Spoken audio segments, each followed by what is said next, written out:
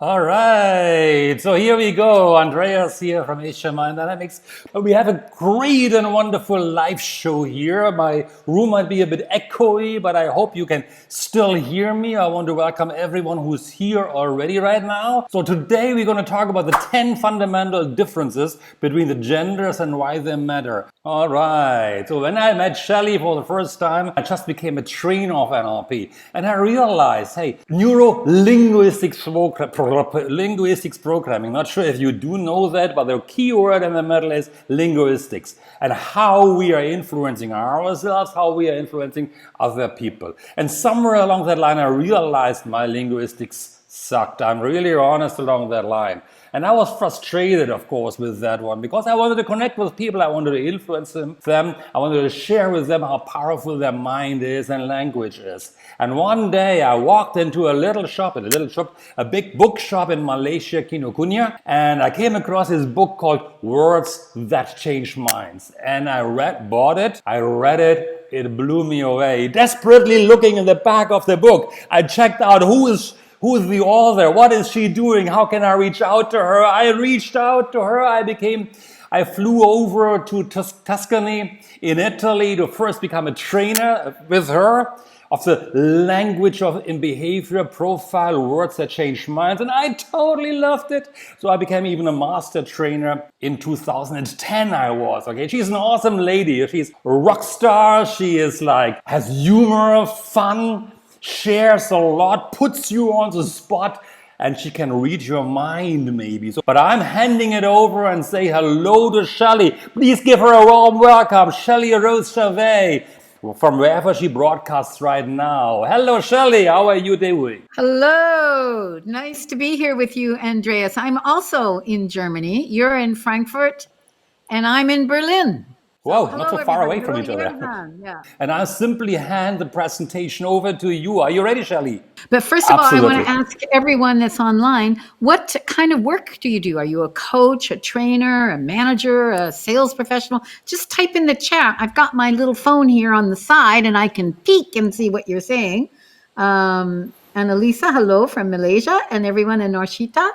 Please just type in so I get a sense of what kind of work you do for a living, because I can adapt our content to what you need to hear. No, that's already awesome. Great. Good, Shelle, as you are talking about yourself in a moment, if you want, okay, I'm picking up what their profession is, and then we are sharing it, okay? So we have one corporate trainer, Sheila, my good friend Sheila, but please, the rest of you, executive coaching, I'm handing it over to you. I'm just shutting up right now, okay? So if okay, people here we know go. a little bit about me, can I share my screen? Will you be able to put my screen on? You are already on screen sharing here. Oh, we are, okay. Can you see it? Right. Yes, it is there. It is there. So it is. This is me on a beautiful balcony in Spain, and I'm known around the world, in fact, for the book that Andreas talked to you about. There's a brand new edition that's been put out of Words That Change Minds, and Forbes chose it as a best management book for executives and entrepreneurs. And what it's all about is the fact that we think differently. Duh. I mean, that's not a surprise. But the way we think also influences the language we want to hear and the language we don't want to hear. And we all know that if we say or do the right thing, then people will get on our bus. But if we're kind of at two different bus stops, then that doesn't work as well. So that's what the book is about. Now, from the work I've been doing that comes from neuro-linguistic programming, NLP, I put together a trainer's training in this profiling tool, Language and Behavior Profile, which Andreas Dorn, you're a certified trainer and a certified master consultant in this field. And Yerjan, you're online. You're also a certified trainer. As I was putting this together, I was also researching some of what was going on in studies about men and women. And I realized that there is a whole lot of deep knowledge about the differences between how men and women act and behave and believe in the world, and that these patterns are just as important as the language and behavior patterns. And of course, a lot of people don't want to hear this now. They go, oh, we're all equal now. Well, really? Then The socioeconomic status of women would be different, both in Asia and in the West, if that were actually true. So, what we're going to do is look at some of the research and try it on. So, you'll have an opportunity to see where you are on these different models, to see what you agree with, what you disagree with. And more importantly, the whole purpose of this is to find out what do you need to do to have better communication, even if you're working with people who have different functioning models than you do, who operate differently. So if I can ask you now, just stick in the chat, what's one question or one concern or one issue about the genders, about men and women together, that you might want to make sure that we answer today? Yes, and as we are waiting for your responses, Sheila is already asking, or Sheila is asking, is it possible to get a copy? Of course, Sheila, go to a bookshop or order it online. Yeah. Oh, and I think you might actually be asking of the PowerPoint, and I will send to Andreas a PDF summary of what we're doing today. So you don't have to Okay. frantically take notes. You can actually actively participate, which would be great. Okay. So, and yes, Words That Change Minds, you go to Amazon, it's available. Ebook, audiobook as well, for those of you who like to listen. You'll hear my dulcet tones. And then then there's the paperback, of course. Market analyst, money coach, thanks Nixon. Public servants, thanks Sylvia. Sales manager, John. Okay, great. Executive coaching, super. Okay, so let's, as we're thinking about the fundamental differences between the genders and why they matter, let's start. I want to start by telling you that something that happened to me a few years ago. I joined an angel investor group. Now, you may not know what an angel investor group is, or you may know it. It's a group of people who have some cash that want to invest in startups and small companies that are growing. On American television and British television, you see Dragon's Den and Shark Tank, where people come and make a pitch, as it's called, to people who could possibly not only invest, but help them succeed. There's about 100 people in the area where I live in Canada. And I joined this investor group, and I used a lot of my neuro-linguistic programming, lab profile skills to help our group decide which companies and which founders we wanted to invest in. And after the first year, I joined the board of directors of this volunteer organization. And I contributed a lot because of the knowledge I have in below conscious psychology.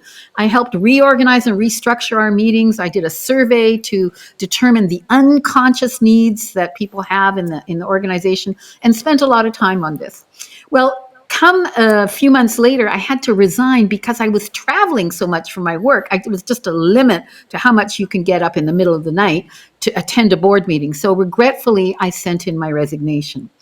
A few months later, we had our annual general meeting, and it's a huge gala where we showcase all of the companies we funded. We give out awards, and I knew there was going to be a meeting and a big thank you, and I wanted to impress some of the local movers and shakers in my community because of some of the projects I was working on. And we had the meeting. The executive director of our angel group got up and she said, and we have to thank two people who left our board this year. One, and she mentioned the president who had to step down, and she listed all of the accomplishments that the former president had contributed to the organization. And I'm sitting in my seat thinking, oh, cool. Now she's going to say lovely things about me and all the things I've contributed. And she goes on and she says, and I'd like to thank Shelle Rose Charvet, who had to resign because of her extensive travel schedule. What? What? Am I chopped liver? He gets a whole list and I get, she travels too much? I was outraged. I was shocked. This was the last chance I was going to have a personal appearance that looked very credible in my circle, in my local area. Oh, I was fuming. And I was still complaining a few days later, whining and moaning perhaps. And I complained to a couple of friends of mine. And I told them what had happened. And the wife, she was just as outraged as me. You're kidding, she said. But the husband got that weird dog whistle look on his face. You know, When dogs hear that whistle, they kind of do that. And he went like this. And he looked at me and he said, "But Shelley, I don't understand. When you sent in your email resigning, why didn't you simply make a list of all the things that you'd contributed?" So that's why we're talking about these 10 differences that can stop people from working effectively. And today we're going to give you 2 powerful models that you can implement right away in your work and even your personal life as you improve your way of communicating and as you test some of this out. Let's get started. Metaphor alert. Do you use a Mac or a PC? These are 2 types of operating systems for computers. And the weird thing is that even though they do similar things, they're operating systems, and an operating system provides the rules based on what is important of how something functions. People either love their Mac and hate PC, or love their PC and hate their Mac. Like, why is that? 2 operating systems can generate so much emotion. I'm never going to use a Mac. You can't get me back on a PC. Yeah, I'm a PC too, Agnes. Yeah, except for my iPhone and my iPad. So what we're going to talk about are 2 operating systems that I like to call the traditional male model and the traditional female model. And the reason we call them traditional male and traditional female is that even today, all around the world, Asia, in the Americas, and in Europe, most boys are brought up to follow what I call the traditional male model, and most girls are brought up to follow the traditional female model. Even though there are men now who use the traditional female model, and there are now women who use the traditional male model. I'm going to show you how to detect who's using what model and when, because these models are very contextual. They are influenced by your culture. Like, what was the culture you grew up in? What is the corporate culture that you live in when you go to work? They also change by context. Shelley, let me interrupt you. Sure. Let me ask the audience, are you ready for the learning parts? If you are ready for the learning parts, then Shelley can have a sip of water in the meantime. Just type in, yes, I am ready. So we do know that you're really ready to understand the traditional male and the traditional female model. If you are ready, just type in, I am ready. Before that, otherwise we are just sitting here and drinking coffee, okay? And more people are joining us in the meantime. Anyway, we have about 18 people watching right now. Okay, Sheila's saying that to hear this when we are a month away from 2022. Yes, absolutely. Adrina is saying, yes, I'm ready. Agnes is saying, yes, I'm ready. So we got 2 ladies ready, guys. Any of the guys ready? Who's ready? Catherine is saying, yes, ready. Who else is ready? We have ladies saying, the ladies are ready. Sophia is saying ready. Well, John's Annalisa's. Sorry, what are you saying? John is also ready. Don't leave him out. Yeah. Oh, I haven't seen John yet. John, type in you're ready again, because I haven't seen that yet, okay?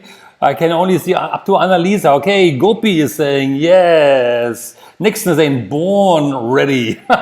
You were born ready. So yeah, I think I got to starting to hear music in my head now. Yeah. Shelley, here we go. Okay, then we got to share. Moved. I'm still here. So. Okay, then you are over back to you, and we can share about the male and the female traditional models influenced by culture. And I'm expecting questions from you guys. Yeah. All right, absolutely. over to you, Shelley. Now, one of the things you're going to get out of today is to be able to find out which model you operate from on the 10 differences. So you can see how much you operate out of the traditional female model or the traditional male model. And I'll be referring to some of the research that has been done in these fundamental differences as we go through. And you'll begin to see it's not black and white. It's not either or. You know, there's a whole continuum, and you may be somewhere in the middle on some of these things, but it affects how you work, with whom you work, what kind of work you like, and what kind of work you're good at, and what you might suck at as well. So it can be very insightful, and I hope you'll use what we're doing today to meet your goals a little easier. as you're working. The impact of not knowing these male-female models, it means that if you don't know that people are operating out of these deeply unconscious models, you may not be able to have authentically connecting relationships with some people. Some people, when they don't understand the differences, get easily hurt by offhand remarks, and other people, nothing bothers them. Number 3, it's hard to understand why some people seem to be just playing games when there's important work to be done at work.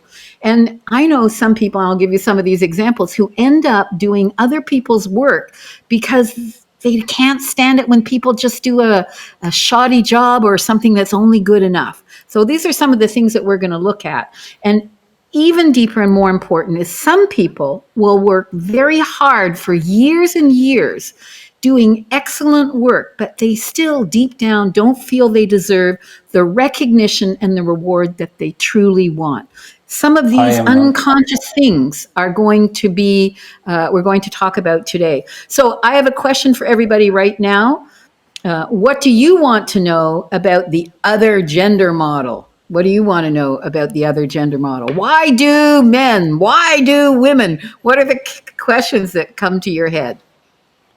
What is something, yes, please, audience, share with us basically what is something you really, really want to figure out? And Shelle, you just showed the slide earlier. I am clearly at number 4. So many times I realized, hey, I want to do somebody else's work because I just couldn't stand what I got delivered. I had different expectations, different standards, and I want to push it harder. I took over, and sometimes they go home. They go home while I keep updating and upgrading their work, and it made me feel shitty sometimes even, Exactly. And we're going to be talking about exactly what makes that happen. What makes that happen? Now, the reason I talk about these traditional models is because although most women are brought up to have the traditional female and most men the traditional male, we do see a lot of switching. There's a lot more flexibility now. Women are stepping into leadership roles. They have to get good at some of this male stuff. And now in corporations, we're saying, well, we value how women think and how they work together. So men are having to learn some of these things as well. So let's figure out what these differences are. The very first difference is about what we call operating metaphor. An operating metaphor is the answer to the question, life is like a what? And you may remember Forrest Gump. Life is like a box of chocolates. You never know what you're going to get. Well, most people, the answer to that question is a deeply unconscious question. So what the research has shown is that typically men and typically women have totally different operating systems, operating metaphors, which is very much like the analogy we did with Mac and PC. They're operating systems. The traditional male model, life is like a team sport. And what that means is if you believe, even consciously or unconsciously, that life is a team sport, then the goal of this metaphor and your life is winning. And if winning is the most important thing, it's okay to bend or break the rules as long as the referee doesn't see it. So that's the traditional male model in a nutshell in terms of operating metaphor. So, in baseball, I don't know if in Malaysia you play baseball. I know in Japan it's played a lot. One of the most highly prized things that you can do as a player is to steal a base if you can get away with it. And the most important thing is it's a game. So the traditional male metaphor, life is like a team sport. It's a game and you play to win. The traditional female model is quite different. The metaphor for the driving metaphor, the operating metaphor is life is not like a team sport. Life is like a traditional classroom. Now, if you're not sure if this is you, check this out. Here's what you believe and what you do if your metaphor unconsciously is life is like a traditional classroom.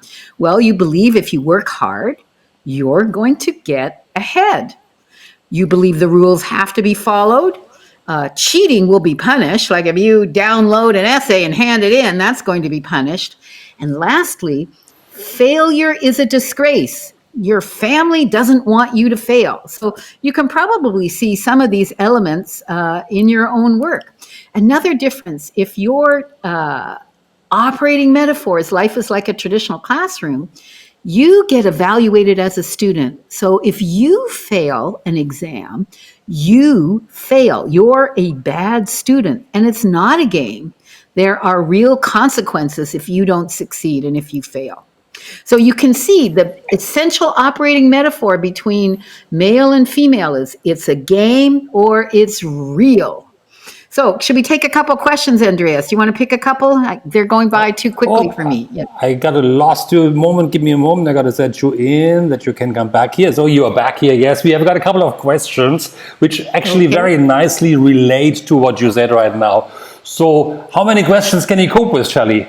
Well, let's just start with one and we'll go from here. Yeah. Okay, we are starting with Sheila asking the question, why are men afraid of successful women, especially husbands?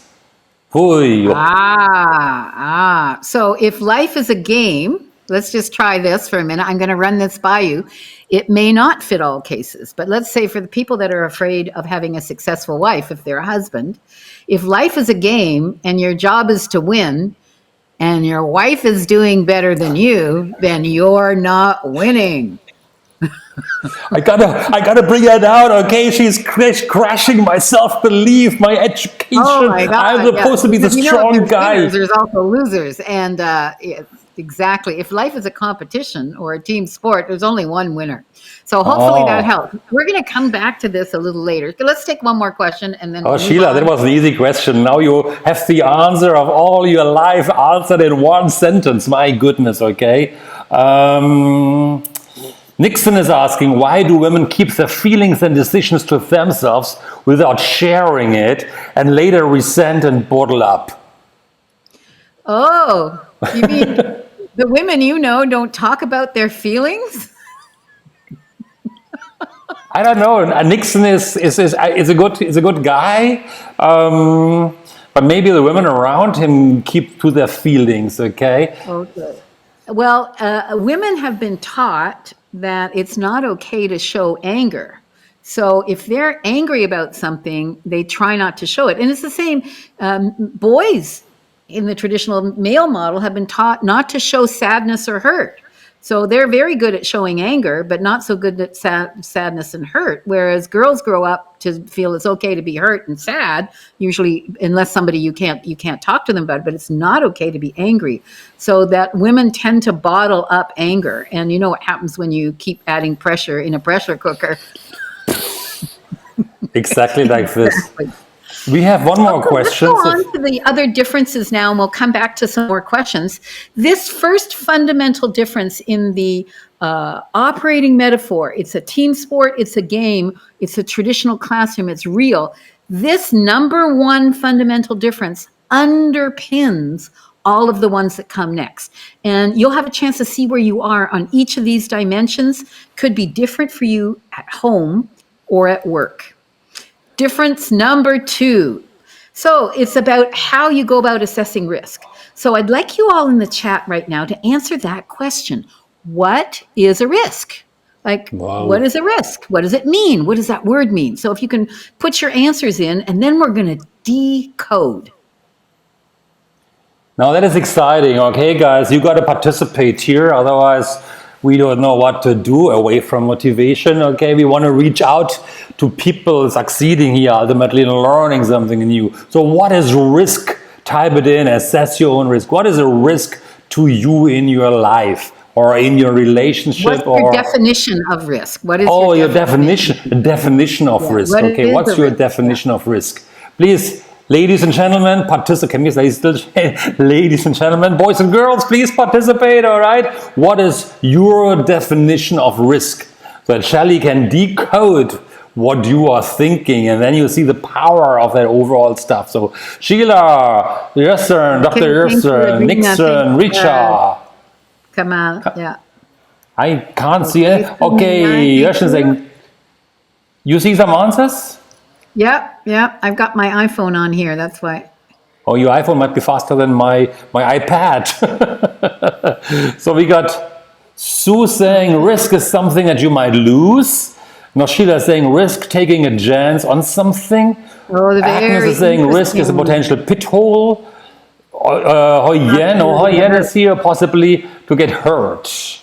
What say you, Shelley?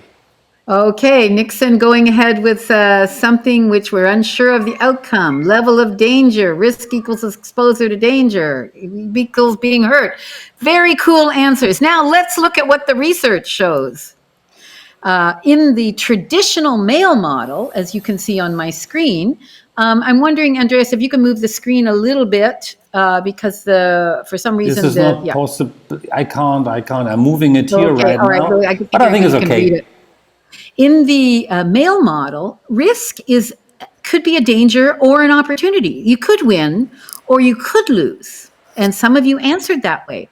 Risk is also in the future. So people from the male model, when they evaluate risk, they possibly look at what could we lose, could we win, how do we need to play it to get the advantage. But they're usually future oriented. They're not thinking about the present. The difference is in the traditional female model, risk means danger. Avoid it if possible. And when you're in this mentality, you think about what you could lose in the present. Like you might hear someone say, well, if it didn't work out, we would lose our house. If it didn't work out, all my savings would be gone. Whereas someone in the traditional male model will say, well, we could earn a lot of money if we did it this way. Like we might lose, but there's a possibility we could win. Now imagine a couple or teammates discussing a big decision that involves a lot of finances. One is operating in the future, one is operating in the present. You can see that if you're actually going to do a very good risk analysis, you've got to do both. You can't just do what are the possibilities we could win or lose in the future. What are the actual dangers that you could face if it didn't work? Right? So now you can get a chance to see where you were about risk. Now, this may not be about how you are at risk all the time. You may switch or be somewhere in the middle, depending if it's talking about investing for retiring, buying a place to live, investing in equipment, taking a holiday. You could see all of these things. You may be on one side or the other or in the middle. And if you want to assess risk really well, zoom out and make sure you're looking at both dangers and opportunities in the present and the future. Awesome. So here's just a couple little pieces of research. Paul Bentley, who's doing a study in Australia, found that female entrepreneurs tend to be more risk averse, but it enables them to position themselves better for long-term value. And in fact, failed businesses, more are men-owned than women-owned, according to research in a number of different countries. And one of the reasons is women don't want to invest money if they don't know where it's going to be paid, much more than men who go, hey, but we need to invest to earn money. So you can see that there's pluses and minuses for each one of these. Now, another interesting study from Harvard, who gets the venture capital money? Well, female entrepreneurs own 38% of all businesses, but they only get 2% of all venture capital. Now, the reason why is a little interesting. When they go to get money, female entrepreneurs are asked how they will avoid losing, how will they avoid failing. And male entrepreneurs tend to be asked, what is your plan for achieving your goals? Or in other words, what's your plan for winning? So here's what we suggest. This is what I suggest of how to get the money. If you're going to get investment from someone and you're asked a problem-focused question by your investors, how will you avoid failing? What will you do if this screws up? Start briefly on how you'll avoid the problem, but quickly shift to demonstrating how you will achieve your goals. Because if they continue to see you as trying to avoid failure, they won't invest in you. Hopefully that's a hint whenever you go to propose anything to a client. Maybe you're a trainer or a consultant and you propose something to a client, or you're a salesperson. Think about that. If they ask you problem-oriented questions, start there, but then go back to how you'll achieve the goals for them. Hopefully that helps. Was that useful? Can you stick a thumb in the air for me? Yeah. Yes, give her a like, give Shelley a like, so you do know that we are all on the right track with her. If you get something out of it so far, okay. So Sheila is saying like she understands why she's clashing with her daughter. Nachra is Ah, online as well, somewhere else. Taking a chance on something, and you could win or lose. So yes. I think there's value coming up, some hearts coming up, some likes coming up. Thank you so much for that. Guys, give Shelley a little bit of a support along that lines that she knows she's on the right track here as we continue in our journey understanding the male and the female model and how it's okay, influencing here us is in our another. life. Sorry, Andreas. Here's another question for you, everybody. How good does your work have to be? I mean, really, how good does it have to be? Can it, how good do Oh, how your work good does have your to be? work need to be? Please type it in, guys. How good does it need to be? Is it high level or low level or average, or are you want to have it perfect? What is it that you want to have in your work? I want to have as good as possible. I'm typing that in. Possible. I have to type correctly. Okay, to fail, Nielsen Nixon is saying, okay, to fail, you need to make sure failure is minor in magnitude. I like that. Failure is minor in magnitude. I like that statement actually. Dr. Yerson, I hope Yours I has to be pronounced. good enough. Yeah.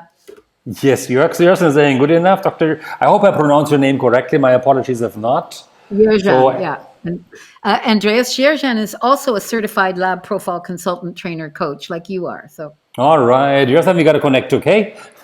Better than your past performance, as Nixon is saying. better than your past performance. Love it, Nixon. That's cool. Fix the Agnes is problem saying and fix find the the problem. solution. Thanks, Agnes. Yeah. All right. Agnes is an insurance expert. Actually, Nixon is in financial investments. So we got quite interesting people. We got Yeah. Kamal Yeah. here.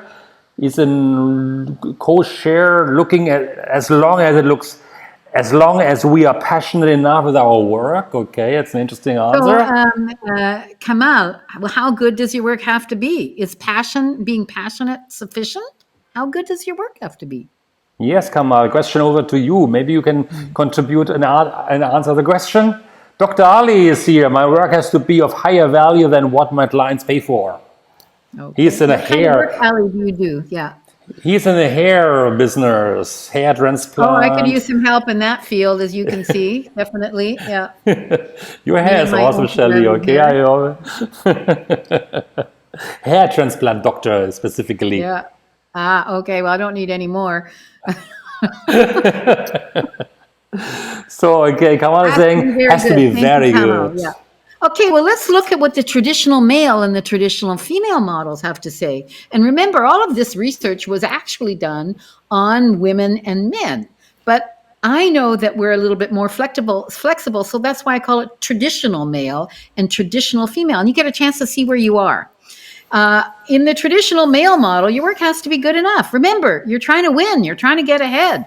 And in the traditional female model, because you are being evaluated as a person, it has to be perfect. I know the executive director of a technology association who keeps redoing her employees' work because they're doing it to a good enough standard, and she can't stand that. She can't stand seeing anything wrong with it. So she ends up spending hours and hours after work redoing their stuff, and she can't get them to understand why it's so important.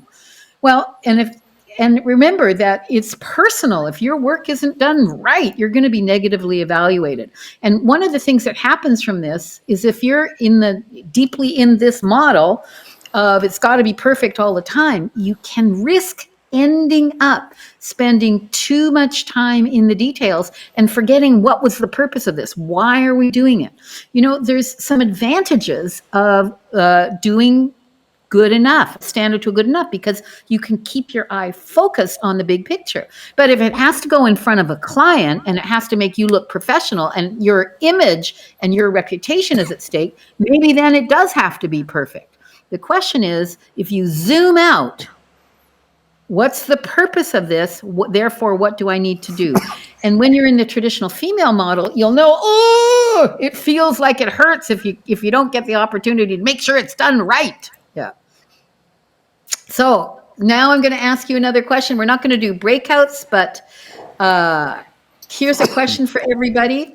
How do you feel when you are about to do something you've never, ever done before? Let's just put in a few words. How do you feel when you've done something, when you're about to do something that you've never done before? I don't think LinkedIn has breakout rooms in their live feed, so we won't do that. We don't have breakout rooms, so you got to stay here, guys, and write it down, okay? So how do you feel when you do something you've never done before? I personally become very cautious and work my way through step by step into the area of the unknown, so to speak. When I do, what I say myself, you feel cautious. What's the actual emotion that you're going through? Kind of a mixture between worried and excited. Worried it might mess up, and excited when I succeed. Yeah. Must be very interesting, anxious, procrastinate for a while. So Su Min Bai, when you procrastinate, how are you feeling when you procrastinate for a while? Now Sheila is saying anxious, Yao Wen is saying anxious, afraid but excited. Hey, Dr. Ali is following me. No, I said cautious or worried but excited. Interesting. I wonder if there's a similarity when Shelley is deciphering us. Okay, yes, I am. So this is difference number 4. How do you feel when you do something you've never done before and you're about to start it? Doing something new. Let's look at the models. So, Shelley, there are still some comments coming in. Can you still see the comments coming in? Yep. Depends on something risky at that moment. You might feel a little worried or cautious. Thank you, Kamal. Agnes, you feel great and thankful for myself for daring to try. Yes, lazy. Okay, I get that, Sumin Vai. Yeah. And Norshida, you should have been more careful. Oh my goodness. And Yershan, you feel comfortable. Okay, well, let's look at the models and you can see where goodness, she said. Yeah. All right. Curious. Okay, Nixon, here we go. So traditional male model. Okay, let's just try it. We'll see how it goes. If it doesn't work, I'll try something else. It's a game. And the game in this part is called trial and error. And it's not very stressful, you'll notice. Well, in the traditional female model, if you've never done something before, it means you have no evidence that you can do it. And how will I look if I fail? What if it's not perfect? And there's lots of stress and anxiety. So all of us who said we feel nervous or a little anxious or a little worried, we're in the traditional female model. If we take it as a game, then we can see that it's more traditional male model. Now, obviously here, the traditional male model is less stressful, but you can get arrogant. So I've never done it before. We'll just see what happens. And that's when people go too far in that direction and they dissociate themselves from the consequences. They go, we'll just see it, clean up the mess. If there's a mess, who cares? Whereas in the traditional female model, there's more stress and worry, but there's more concern about doing it right. And you can see there's, went too far. Here's a suggestion. If you want to lower your stress when you're doing something new, if you feel stressed or anxious, think about all the things you've done in the past that are a piece of the new thing that you have to do now. All the things you've done in your past that are at least some way towards the new thing that you're doing now. This will lower your stress because you've had successes in the past. So does it mean, Shelley, that I'm operating more of a female model? In this particular one, yes. But all of the elements could be different. In this particular one, yes. In this context, okay, interesting, okay. When you're going to do something you've never done before, and you'll see as we go through these differences. Now, the second question that I didn't get a chance to ask you was, how do you react, or what do you say to yourself if you make a mistake? If you want to just write in, what do you say to yourself when at work? You're at work and you make a mistake. What do you say? How do you talk to yourself when you make a mistake? Sheila was saying, like, I should have been more careful. That was one we have here. So, yeah guys, what are you saying to yourself if you, what was the question, mess up, so to speak, no? Yeah, that's right. Agnes, you said when you made a mistake, I know this is not the path, I'll try another path. So, yeah, okay, that's interesting. Failure is part of the process, yeah. I curse and swear. Anybody else? I personally curse and swear and jump around and say words which I can't announce publicly. I feel terrible for a while, and then I have to slap myself and get over it and fix it. Yeah. That's Anybody it. else feel terrible? Yeah. Oh, So Nixon saying one Nixon, step you're nearer to success. optimistic. Yeah. So Cool. difference Anyone? number 5. How do you respond when you make a mistake or if you receive criticism? So let's look and see. Oh, Yerjan, you're talking about the game. We know where that is. And Nadra, oh shit. How do I repair this? Yeah, I get that feeling too. So in the traditional classroom model, if you make a mistake or you get criticized, you tend to feel terrible. You know, my niece is a lawyer, and a couple of years ago, her boss wasn't all that happy with how she was drafting these specialized reports she was doing and offered to get her a writing coach. Well, she experienced this as high level criticism and worried for months that she was going to lose her job because she thought, oh, he's telling me I'm no good at my job. Hear that? I'm no good at my job. So she was totally operating out of the traditional female model. And the stress lasted for a long time. And she felt she was personally being negatively evaluated, right? With the traditional male model, I didn't expect it to be perfect. I'm only doing good enough anyway. So they don't take it personally. It's okay. I'll fix it. So you can see Hoi Chen Yen Chan, a lesson learned, but no big deal, right? So you can see, depends on your emotional reaction. Now, once you know this, of course, you can be okay about being upset and then get on and fix it, which is what most people do anyway. But wouldn't it be interesting to zoom out and say, well, mistakes happen. People make mistakes. I'm not perfect, didn't expect to be perfect. I'll fix it. What have I learned from this? Oh, that's interesting. I made a mistake. What did I learn from this? So you can go back and forth. One of the things about the traditional female model, it definitely shows you care, but sometimes you care so much you get down on yourself, right? So the research shows that women are more self-critical than men. I don't believe that is a surprise to anyone. There we go. So lower the stress, zoom out, step back. How is this mistake useful for me? How can I use this information? A lot of you talked about new opportunities and lessons and moving on. That's exactly the kind of question. Number 6, difference number 6, competition versus cooperation. In the traditional male model, it's all about winning the game and getting what you want. So as a leader or as a player, you tend to see the other people as your opponents, and it's more competitive. So you'll see people in the male model sometimes undercut each other. You'll see people operating out of the male model when they talk to their friends, we'll call them fat bastard and things like this. It's very competitive and one-upmanship. In the traditional female model, working is more cooperative. Bosses tend to sit at the side of the table and set up a we are working together.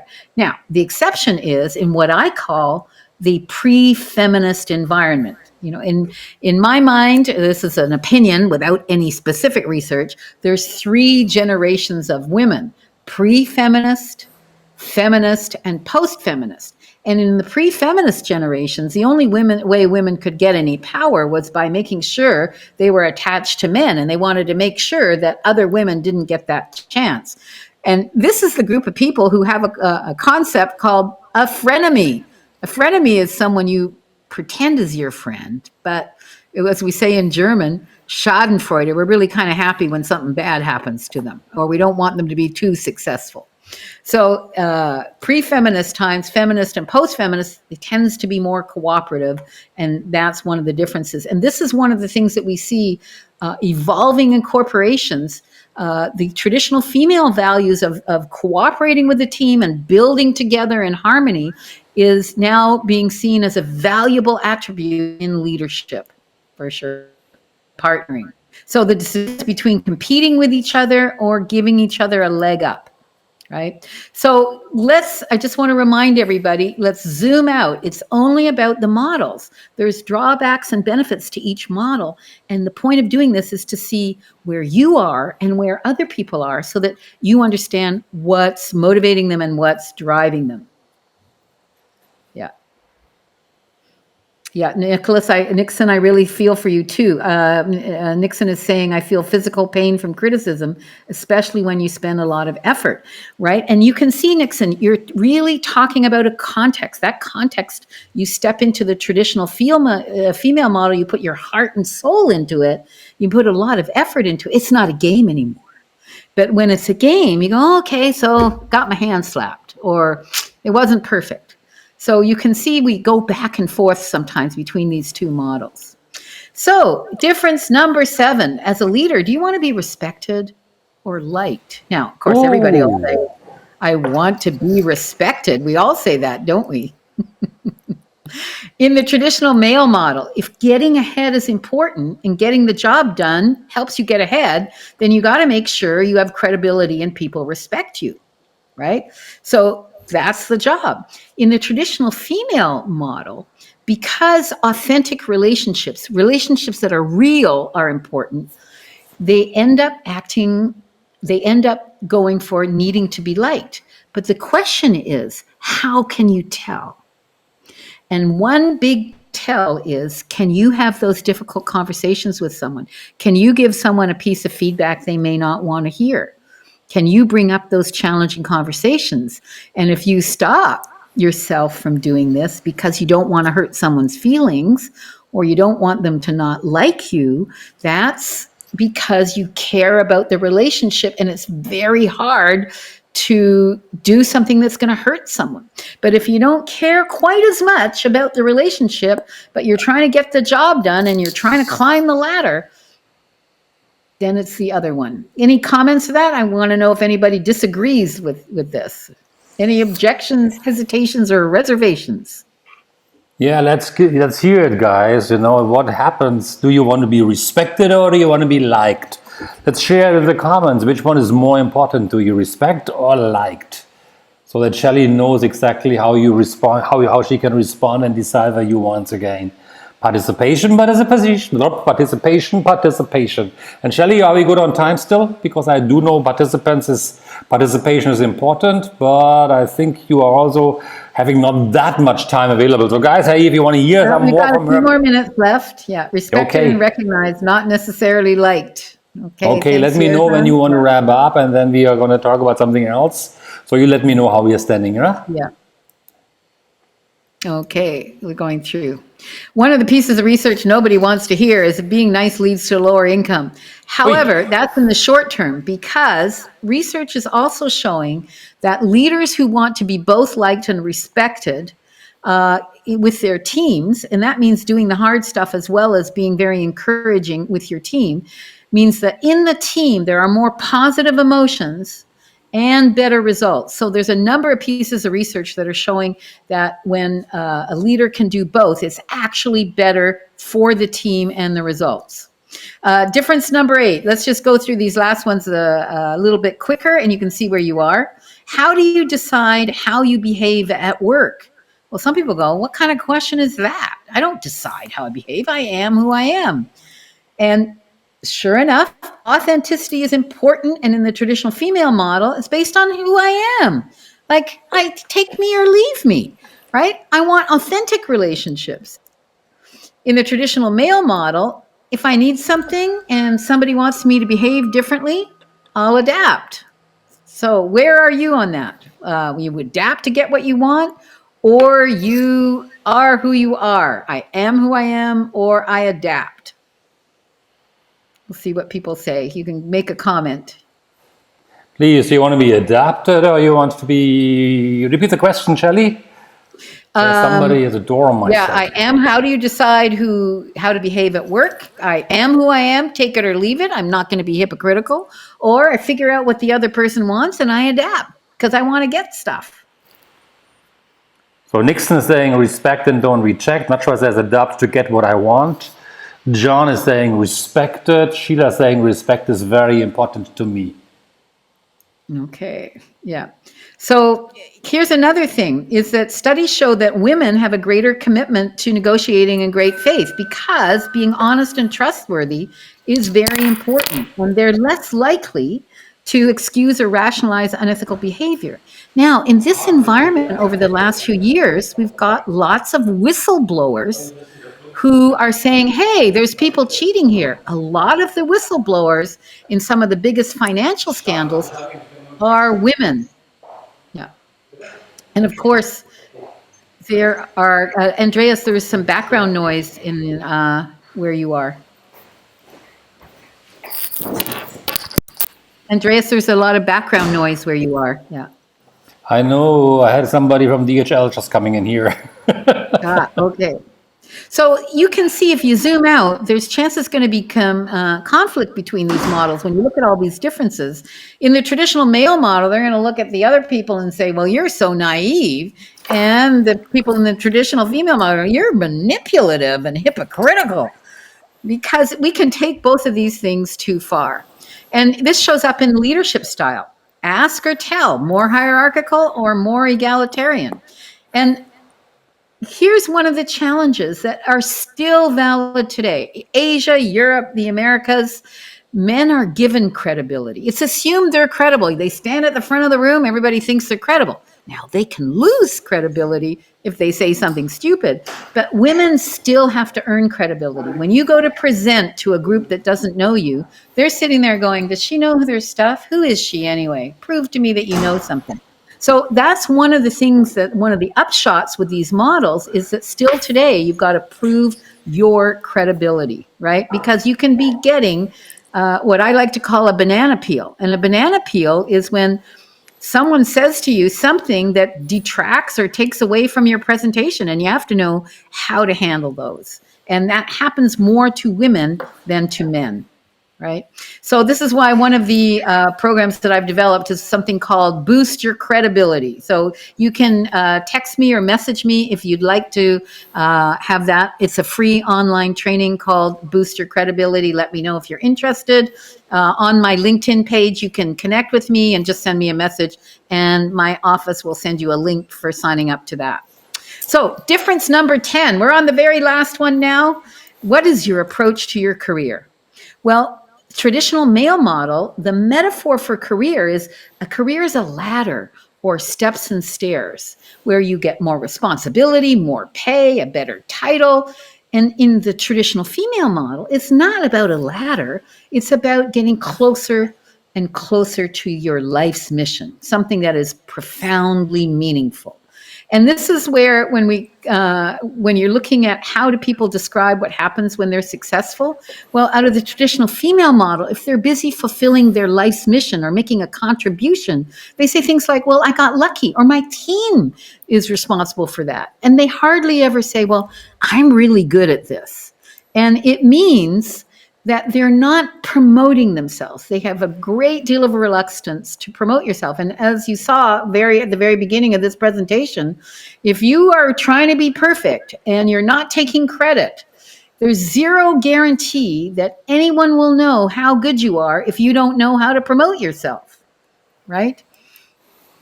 So when my friend said to me, so why didn't you list all the things that you had contributed?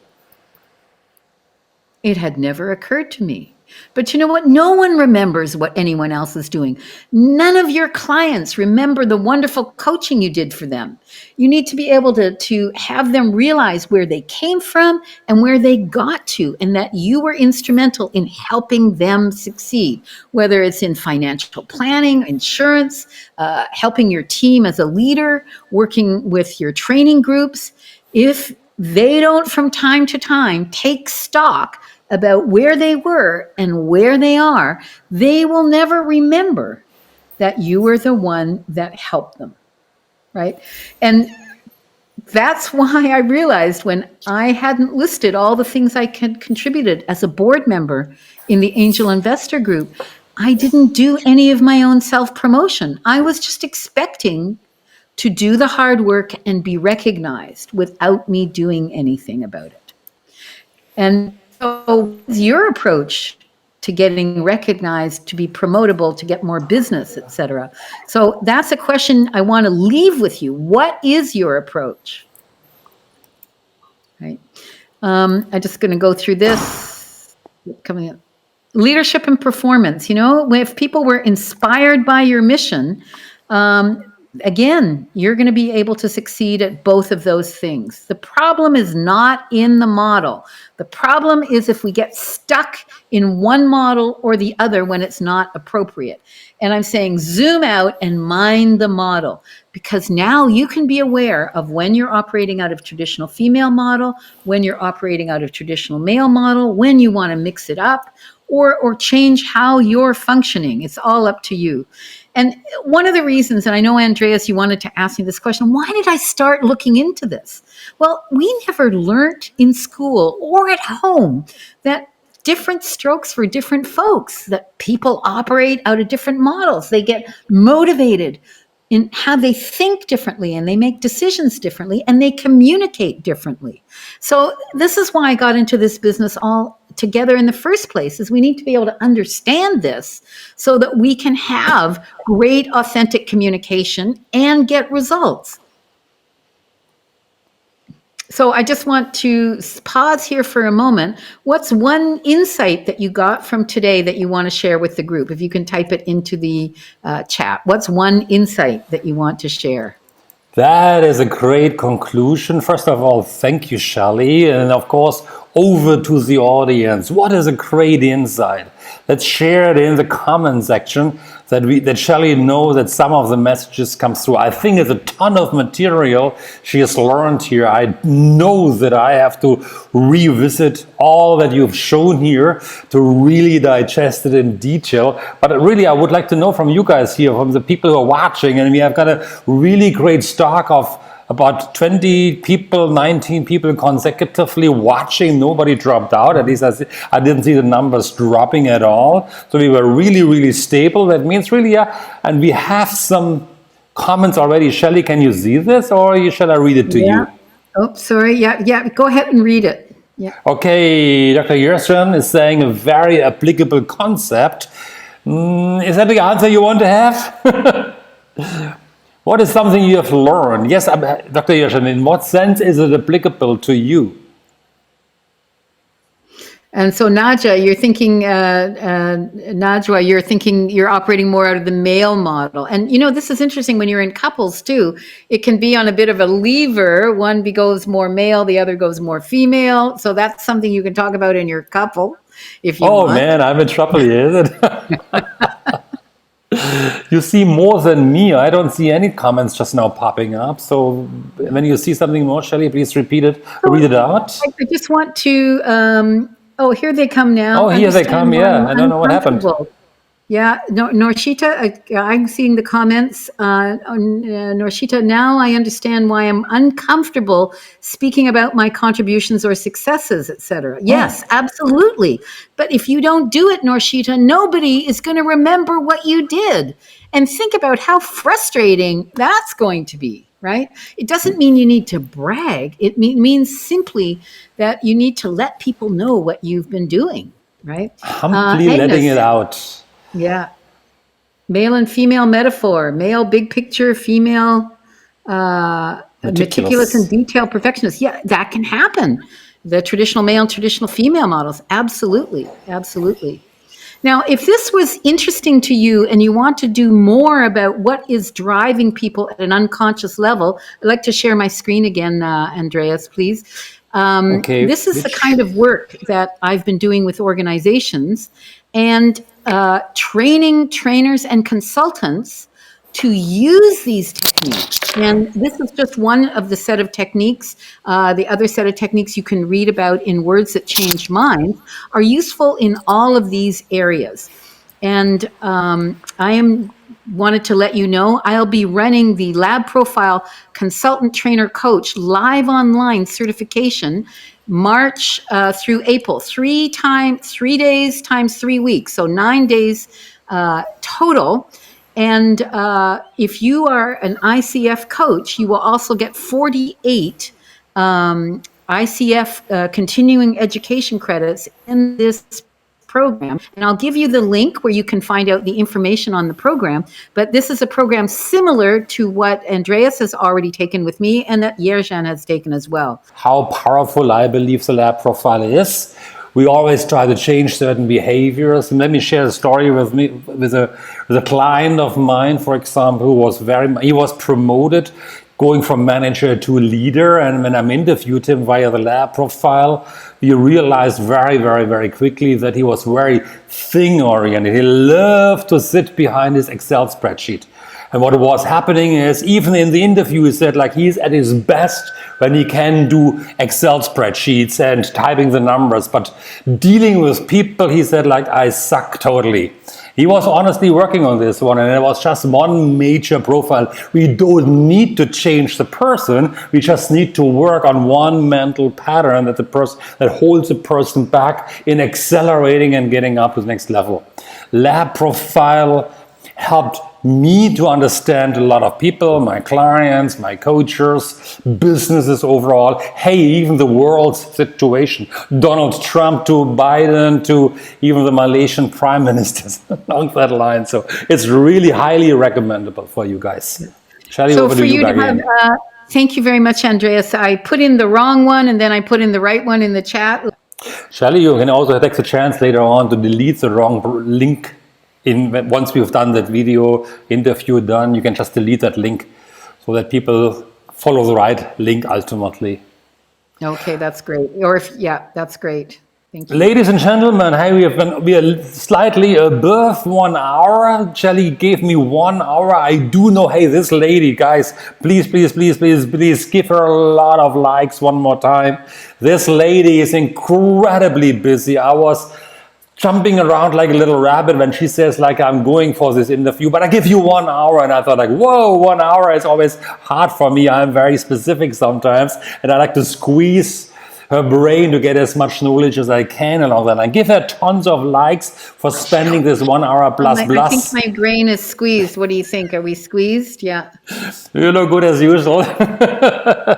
Yes, thank you very much for all the likes that are coming in right now. Shelle, thank you so much for this awesome time spent. We surely discuss a little bit more as I'm in Germany here, or Messenger and all that stuff. So thank you, everybody. It was great to be with you. Thank you so much, Andreas, for the invitation. Nice to see you again. And thank you, everybody, for your active participation. Things to think about. So please link with me on LinkedIn. You can find me under my name, naturally. And hope to see you again soon. And let me know what you do with the material. I'm very curious to know what happens. Yeah. So I don't hold you back. If you want to switch off and close off, I'm okay with it. I talk to you via Facebook Messenger at a later stage, or if you want to hang on for the rest. I have to go, everybody. I actually am doing another speaking engagement in about an hour, and I need obviously to prepare not only my hair but the rest of me. So thank you very much, everybody.